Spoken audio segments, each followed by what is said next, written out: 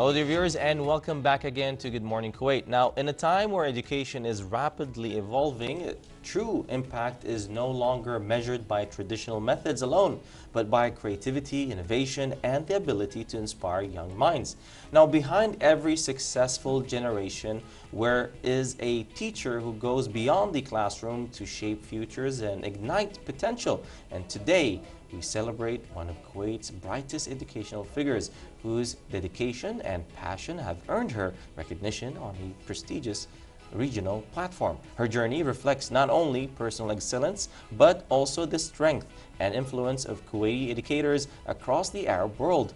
We are delighted to welcome Farah Alkhawajah, winner of the Khalifa Educational Award for the year 2026 in the category of Creative Teacher, to share her inspiring story, her challenges, and her vision for the future of education in Kuwait. And congratulations again for the award. Thank you so much. Thank you. So tell us a little bit more about, we want to congratulate you, but how did you feel the moment your name actually popped up for the award? That moment where your name just...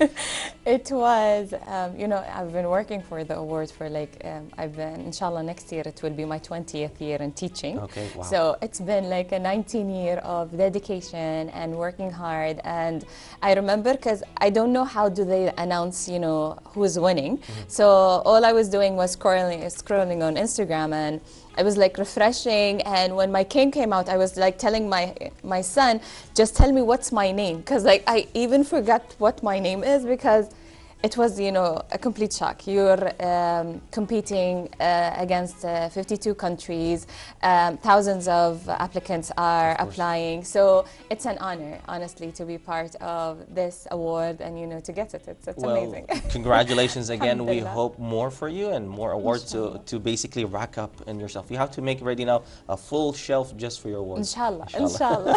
Okay. So this award recognizes creativity in teaching. What does being an innovative teacher mean to you in today's educational landscape? This generation, the new generation, when I taught for the first 5 years, it's completely different than now. Now it's the technology is all there. They're into more.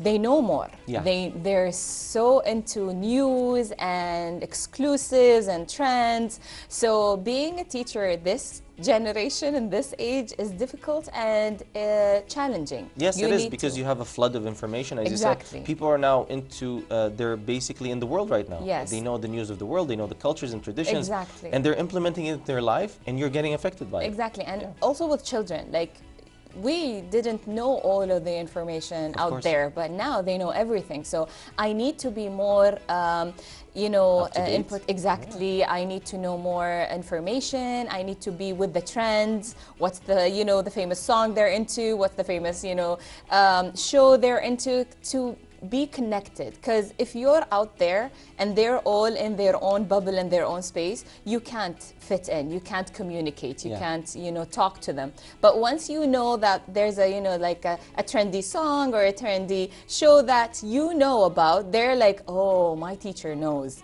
she's in the loop with us. So this is the thing that we're working with as teachers. We want to be part of the knowledge they have, even if there's like a trend that is not okay and we don't approve. In our way as teachers, we do shift it, but we need to know what is it. We need to study it. We need to learn more about it in order to talk about it, and change it. With all of this said, the key of what you're doing is basically communication. Yes. The reason you're doing this is communication, because communication is key with children in the education basically line. Yes. All right, so looking back to your journey, what were the key milestones that shaped your success as an educator? I've figured out that if children love you, and if you talk with your emotions, if you talk with your, the puppy eyes love, then they'll get you. So when I first started, I got various, advices about, don't smile, don't talk to them soft, they'll eat you up. But then again, when I did the opposite, and I went with, you know, a smile and, you know, pep talks and I love you, you're my friends. Even with teenagers, I got the feeling that the information and the subject that I'm teaching gets to them more. So, you know, for me, the milestone is that changing my perspective in teaching from, you know, a harsh just talk and enter the classroom to somehow, you know, talking to their hearts, talking to their souls, getting to know them, their backgrounds, their feelings. That's what made it easier for me to teach. Basically, people need to know that being in school is kind of like a second home. Yes.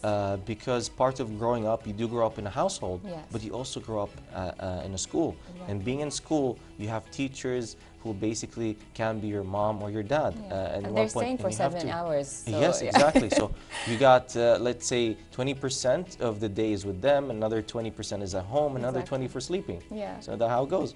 So now every success story comes with challenges. What were the most significant obstacles you faced?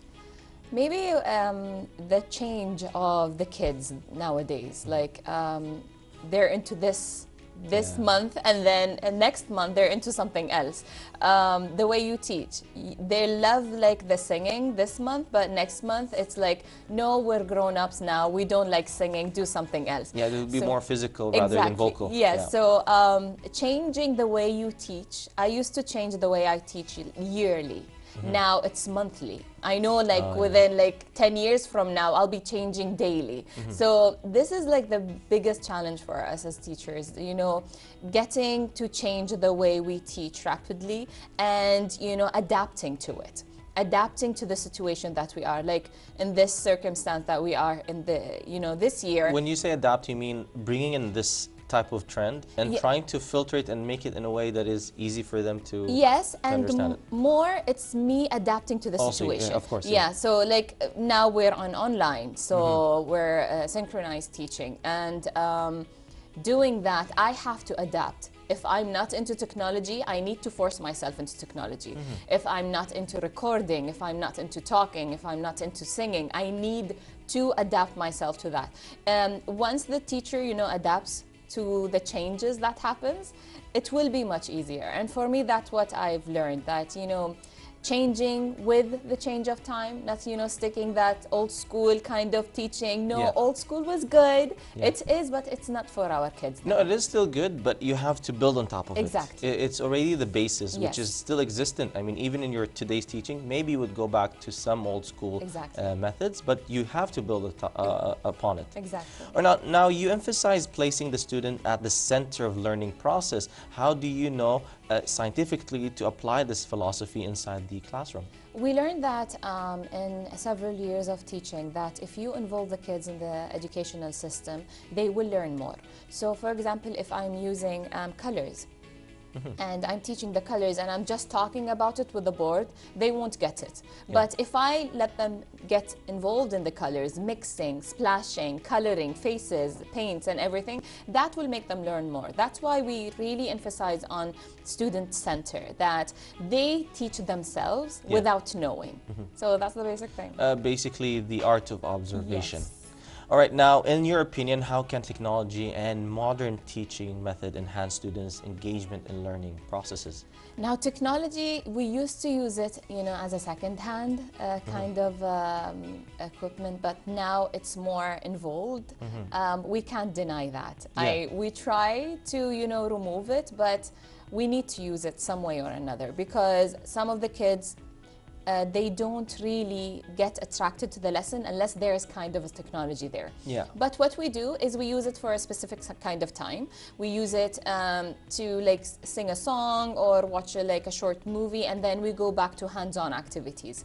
Technology is something very nice. It helps a lot once you use it in the right way. Yeah, I do remember before being in the classroom where if like I'm in a science class, and when the teacher just keeps rambling on talking and giving facts, it gets boring. But the moment they put it on actual, let's say, experiments, Yes. it becomes very interesting. Exactly. And it sticks in your mind. And if you can see, like, most of the parents now, they remove technology from their kids at home because they're adapting, you know, they're taking away the behaviors and the words. And because I'm an English teacher, I see kids talking English fluently, Yeah. and they don't even know reading and writing. Very true. And that's a, you know, that's a good thing because they are getting from technology. That's why I always tell teachers that I can't say that technology is not working. I can't say that we can't use it because it's, you know, it's not useful. It is once you use it in the right way. And people need to understand that technology is a tool. Like everything that you use in a classroom,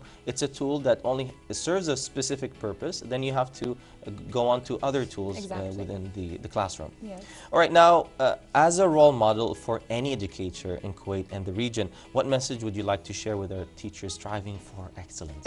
Yeah, I'm honored to be Give a little bit of your rub a little bit of your magic to them. That's how they do. You know, my magic is, to be honest, is just once you finish the teaching year, the school year, I stop everything. Okay. I do whatever I want. I charge myself for next year. Because I always tell them when you miss something and you go back, you'll give 100%. Some teachers use the summer vacation in order to prepare for next year. Or they'll use the weekend to prepare for Sundays. For me, that was good for a short time, then I got exhausted. So my advice is, once you get a time for a holiday or a vacation, or when you get time, you know, like weekends, enjoy it. Have fun with it. You know, spend it with family, spend it with something that you love. For me, vacations was a 1 week traveling to, you know, Zanzibar or Thailand to volunteer. Yeah. So that was my charge, but your charge can be something different, just as long as you know, remove yourself from the working environment. Now, when we're talking about how do you envision the future of Kuwait in education, and what would you see or what would you want to change in the coming years? You know, as a teacher, I always want to change. Okay. It's It became a habit now. Exactly.